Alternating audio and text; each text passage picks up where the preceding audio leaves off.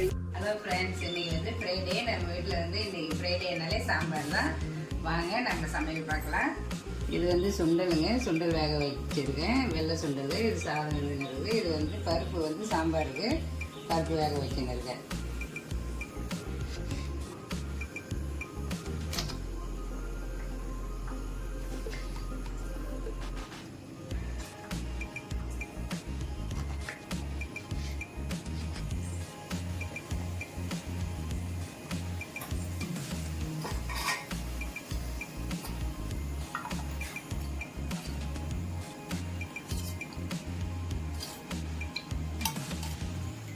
எண்ணெய் நல்லா காஞ்சதும் கடுகு போட்டுக்கலாம்.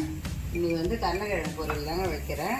ரொம்ப நாள் ஆச்சு கருணக்கிழங்கு பொரியல் வச்சு. அதனால் இந்த கருணக்கிழங்கு பொரியல் தான். பசங்க சாப்பிட மாட்டாங்கன்ட்டு கருணக்கிழங்கு பொரியல் பண்ணல. சரி, இன்றைக்கி இது வந்து மசாலாலாம் போட்டு அப்படியே தோசை கல்லில் வறுக்கலான்னு இந்த கருணக்கிழங்கு பொரியல் தான் வறுத்துருக்குது.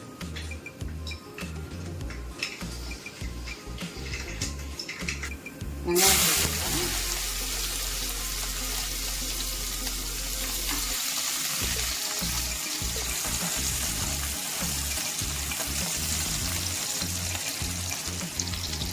ஒரு பெரிய சைஸ் தக்காளி ஒன்று கட் பண்ணி வச்சுருந்தேன், அதையும் சேர்த்துக்கலாம்.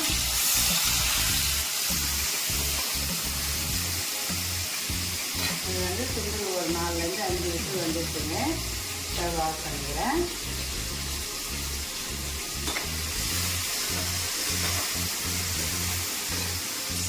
தக்காளி போட்டு நல்லாவே வதங்கிடுது. இப்போ கத்திரிக்காய் சேர்த்துக்கிறேன். கத்திரிக்காய் வந்து நீங்கள் குட்டி குட்டியாக கட் பண்ணுறதாலும் கட் பண்ணிடுங்க. நான் வந்து எப்படியாவது ஒரு சாம்பார் இருந்தால் நீட்டாக தான் போடுவேன். நீங்கள் வந்து சின்ன சின்னதாக கட் பண்ணி வச்சுக்கோங்க. ஒரு கேரட் கட் பண்ணி வச்சுருந்தா அதையும் சேர்த்துக்கலாம்.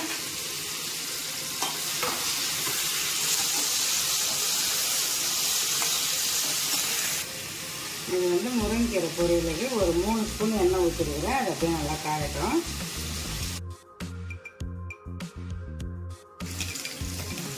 சாம்பாருக்கு பருப்பு நல்லாவே வெந்துட்டு இந்த கத்திரிக்காய் கேரட் போட்டு நல்லாவே வதங்கிட்டுருங்க. இப்போ இதில் பருப்பு வந்து கடைஞ்சி ஊற்றிடலாம். எண்ணெய் நல்லா காஞ்சதான் கடுகு சேர்த்துக்கிறேன். ஒரு மீடியம் சைஸ் வெங்காயம் ஒன்று கட் பண்ணி வச்சுன்னா அதையும் சேர்த்துக்கலாம். ஒரு கொஞ்சமாக சேர்த்து ஒரு காரத்துக்கு ஒரு 2 பச்சை மிளகாய் கட் பண்ணி சேர்த்துக்கலாம்.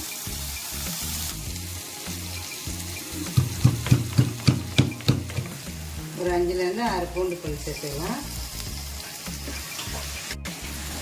கேரட்லாம் போட்டு நல்லாவே வதங்கிடுது. இப்போ வந்து பருப்பு வந்து தண்ணி வடிகட்டிக்கலாம்.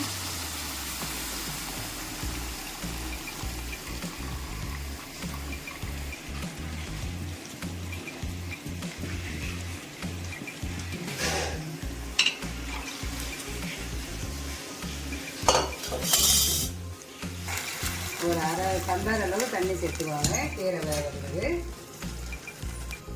உப்பு போட்டுக்கலாம். சாம்பாருக்கும் தேவையான அளவு உப்பு சேர்த்துக்கிறேன்.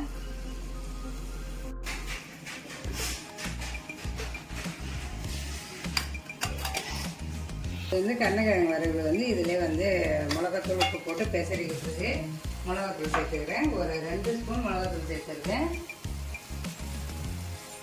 உப்பு சேர்த்துக்கலாம். ஒரு 1/2 ஸ்பூன் மஞ்சள் தூள்.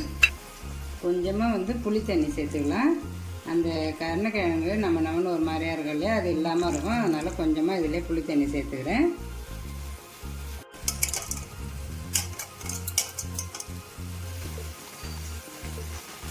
கீரைக்கு தண்ணி நல்லா கொதிச்சதும் அலசி வச்சுருந்தேன் முருங்கைக்கீரை சேர்த்துக்கலாம்.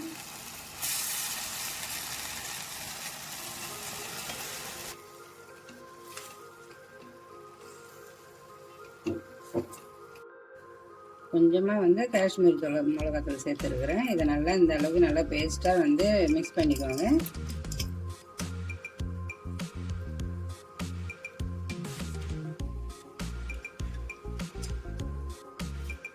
டைம் ஆகிடுங்க. அதனால் ஒன்று ஒன்றா பார்த்தாக்க இந்த கேரட்டுக்கு நான் இந்த சின்ன ஸ்டவ்வில் போட்டேன். இப்போ இதில் வந்து கருணக்கிழங்கு வந்து நம்ம வறுத்துக்கலாம். ஏன்னா தோசைகளில் வறுத்துக்கலாம் கொஞ்சம் மீடியம் ஃப்ளேமில் வச்சு தான் வறுக்கணும்.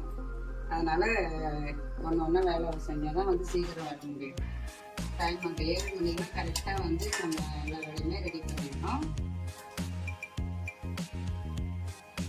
குழம்பு நல்லாவே கொதிச்சிடுது. கத்திரிக்காய் கேரட்டுமே நல்லா வெந்துடுதுங்க. இப்போ மாங்காய் சேர்த்துக்கிறேன்.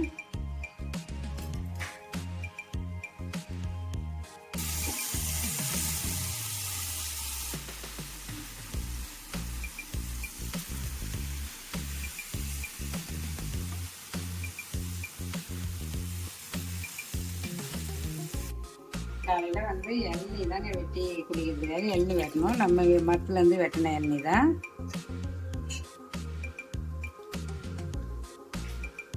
கடையெல்லாம் வாங்கி வந்தால் கொஞ்சம் கூட இருக்காது.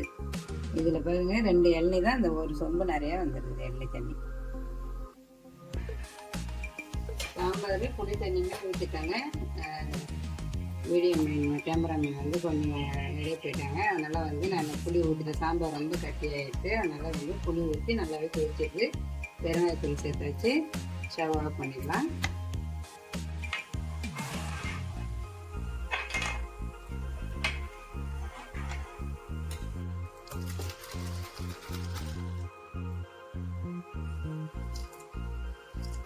அப்படியே கட் பண்ணி கொத்தமல்லி இலை சேர்த்துக்கலாம். நல்லா டேஸ்ட்டு சூப்பராக இருக்குங்க. இந்த மாதிரி கொத்தமல்லி இலை சேர்த்துல சாம்பார் நல்லா வாசனையாக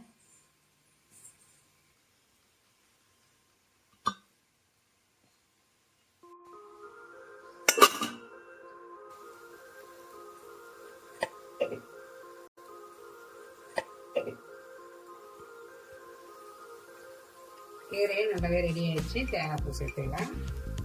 ஒரு ஸ்பூன் அளவு சேர்த்துக்கோங்க.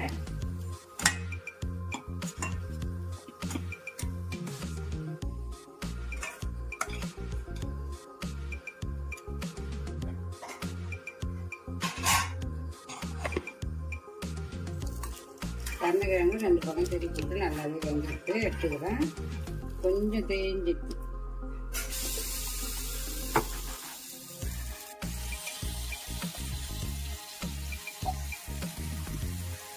இந்த கருணக்கிழங்கு இந்த மாதிரி நல்லா மசாலாலாம் போட்டு புளித்தண்ணிலாம் அது வந்து ஊற வச்சுருங்க. மசாலா போட்டு குறைச்சி ஊற வச்சுட்டு நம்ம வச்சோம்னா இன்னும் நல்லா இருக்குங்க. அந்த நம்ம இருக்கு இல்லையா, அது இல்லாமல் இருக்கும். நல்லா கொஞ்சம் நேரம் ஊறிச்சுனாக்க மசாலாவே இந்த புளித்தண்ணியில் ஊறிச்சுன்னா கொஞ்சம் நல்லாயிருக்கும். எனக்கு வந்து டைம் இல்லாததுனால நான் அப்படியே வருகிறேன்.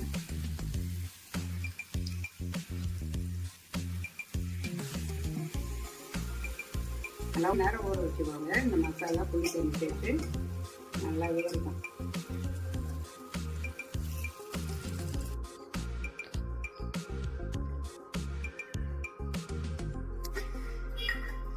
இது வந்து நான் மீன் மேக்கர் சாதம் செய்யணுங்க. அது கிரேவியாக தொட்டுக்கிறதுக்கே செஞ்சிடலாம் அப்படின்ட்டு இது அப்படியே வந்து கிரேவியாக செஞ்சுக்கலாம்.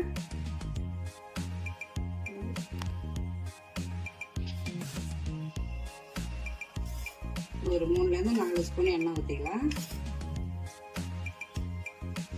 எண்ணெய் நல்லா காய்ஞ்சுன்னா கடுகு போட்டுக்கலாம். கடுகு நல்லா கொஞ்சம் கட் பண்ணி வச்சுருக்கேன். ஒரு மாதிரி தக்காளி 2 கட் பண்ணி வச்சிடலாம். நல்லா எடுத்துக்கலாம். நல்லா பொடியாக கட் பண்ணி வச்சுருவாங்க.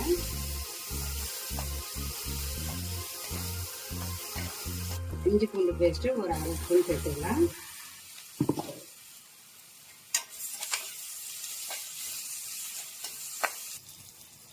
தக்காளி சேர்த்துக்கலாம்.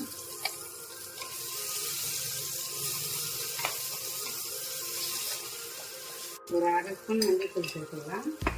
காரத்துக்கு காஷ்மீரி மிளகாத்தூள் ஒரு 1/2 ஸ்பூன் சேர்த்துக்கிறேன். ஒரு பெரிய டேபிள் ஸ்பூனில் 1 ஸ்பூன் தயிர் சேர்த்துக்கலாங்க. டேஸ்ட் கொஞ்சம் நல்லாயிருக்கும். கொஞ்சமாக தயிர் சேர்த்துக்கலாம். ஒரு 1/2 ஸ்பூன் கரம் மசாலா தூள். இதெல்லாம் நல்லா மிக்ஸ் பண்ணி வச்சுட்டு கொஞ்சம் தண்ணி சேர்த்துக்கோங்க. ஒரு 1/4 டம்ளர் அளவு மட்டும் தண்ணி சேர்த்துக்கிறேன். லைட்டாக கொதிக்கிட்டோம்.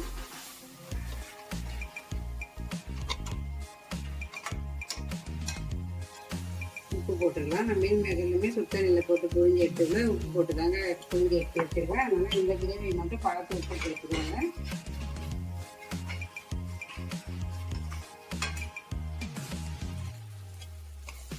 மீன் மேக்கர் சேர்த்துக்கலாம்.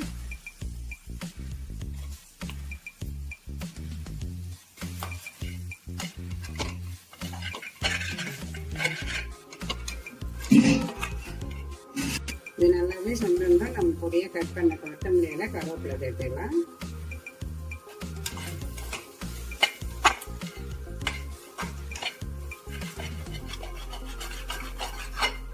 இது நல்லாவே ரெடி ஆயிடுச்சு, எடுத்துக்கலாம்.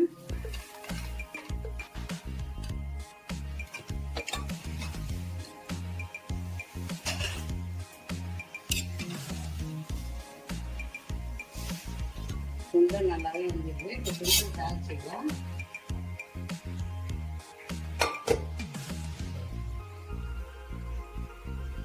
இப்போ சுண்டல் தாளிச்சிக்கிறதுக்கு ஒரு 2 ஸ்பூன் எண்ணெய் ஊற்றிக்கிறேன். பசங்க வந்து மீல் மேக்கர் சாறு கேட்டாங்க, அதனால கொஞ்சமாக மீல் மேக்கர் வந்து குக்கரில் போட்டு கொதிக்க வைக்கிறேன். எண்ணெய் நல்லா காய்ஞ்சதும் ஒரு 1/2 ஸ்பூன் கடுகு உளுத்தம் பருப்பு சேர்த்துக்கலாம்.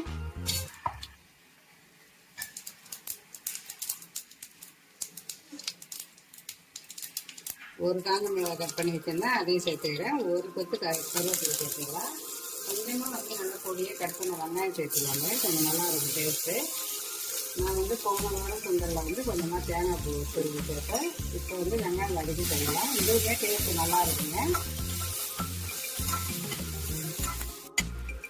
கொஞ்சமாக வந்து சுண்டல்ன்றதால பெருமையாக சேர்த்துக்கலாம்.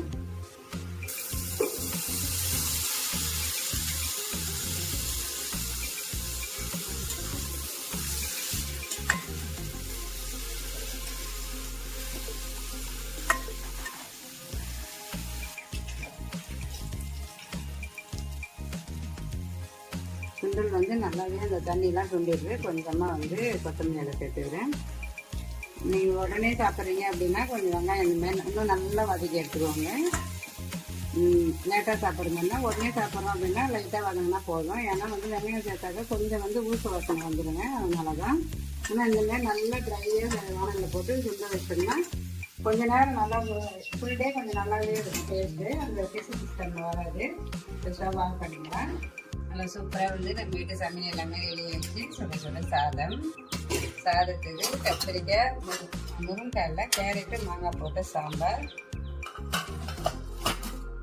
அப்புறம் சுண்டல் அவிச்சு வச்சிருக்கேன். நான் வந்து வெள்ளை சுண்டல். பசங்க வந்து மீன் மேக்கர் சாதம் தான் கேட்டாங்க, ஆனால் நான் சாதம்லாம் செய்யலை. இது அப்படியே வந்து தொட்டுக்கிற மாதிரி சாம்பார் சாதத்துக்கு கொடுத்துடலான்ட்டு அது வச்சாச்சு. அதுக்கப்புறம் எங்களுக்கு வந்து கருணக்கிழங்கு வறுவல், முருங்கைக்கீரை கொஞ்சம் இருந்தது, அதையுமே வந்து முருங்கைக்கீரை கொஞ்சம் பண்ணி வச்சுங்க. அதுக்கப்புறம் எண்ணெய் தண்ணி,